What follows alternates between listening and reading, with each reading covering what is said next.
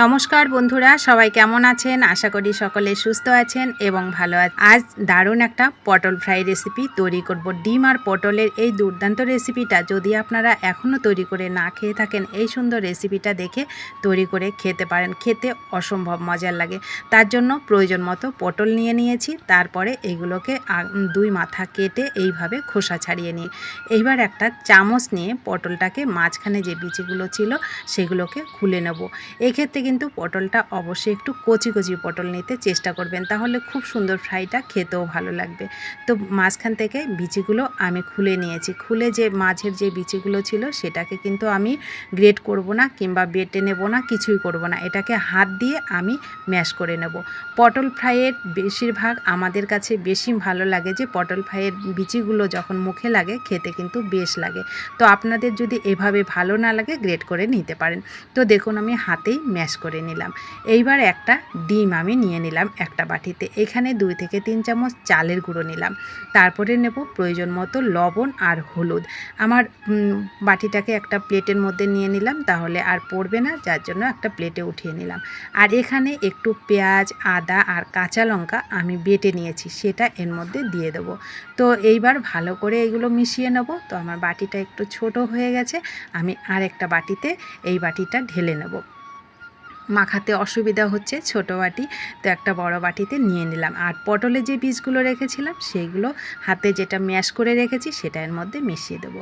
মিশিয়ে এবার সুন্দর করে চালের গুঁড়োটাকে যেন কোনো রকম চালের গুঁড়ো দলা না থাকে সেইভাবে ডিমের সাথে সুন্দর করে সমস্ত উপকরণগুলো ভালো করে 2 মিনিট হাতে টাইম নিয়ে সুন্দর করে দেখুন মেখে নিয়েছি। এইবার যে পটলটা ছিল সেটাকে একটু লবণ আর হলুদ দিয়ে মেখে নেবো, তাহলে যখন ফ্রাই করব তখন পটলটা খেতে কিন্তু কোনো রকম অসুবিধা হবে না। খেতে অসম্ভব মজার লাগে। অনেক সময় কিন্তু আমরা ছোটদের পটল একদমই খাওয়াতে পারি না। তো আপনারা এইভাবে পটলটা ফ্রাই করে দেখবেন। ছোটরা তো খাবেই, বড়রা যারা খান না তাদেরও কিন্তু অনেক বেশি মজার লাগবে। গরম গরম ঘি ভাত, ডাল ভাতের সঙ্গে তো অসাধারণ লাগে এরকম পটল ফ্রাইটা। তো দেখুন পটলটা আমার লবণ হলুদ মাখা হয়ে গেছে। এবার উনুনে কড়াই বসিয়ে তেল দিয়ে দিলাম 2 থেকে 3 চামচ মতন। এইবার গ্যাসটাকে কিন্তু পুরোটাকেই লো করে রেখে এই রান্নাটা করতে হবে। গ্যাসটাকে লো করে দিয়ে আমি পটলগুলো সাজিয়ে দিয়েছি। এইবার যে ব্যাটারটা আমি রেডি করেছি সেটা চামচ দিয়ে আস্তে আস্তে খুব সাবধানে দেবেন। এগুলো একটু সাবধানে দিলে আর বাইরে বেরিয়ে আসবে না। তো আমার দেওয়া হয়ে গেল। এইবার আমি গ্যাসটাকে লো করে রেখেই আমি 2 মিনিট ঢেকে রেখেছি। দেখুন পটলটা কত সুন্দর কিন্তু হয়ে গেছে।